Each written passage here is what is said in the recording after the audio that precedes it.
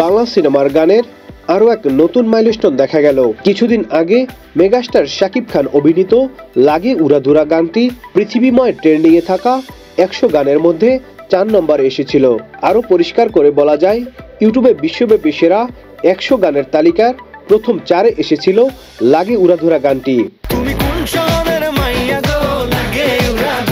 এবার একই গান দিয়ে নতুন মাইলফলক স্পর্শ করলেন মেগাস্টার শাকিব খান।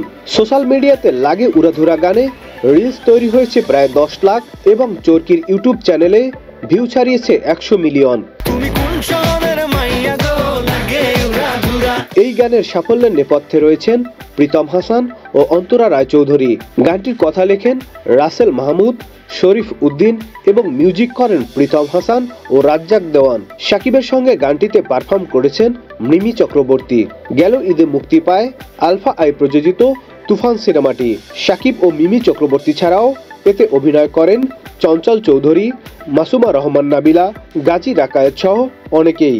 ইতিমধ্যে তুফানকে অল টাইম ব্লকবাস্টার ঘোষণা দিয়েছেন সংশ্লিষ্টরা। তুফান পোষ মানে না, পোষ মানা।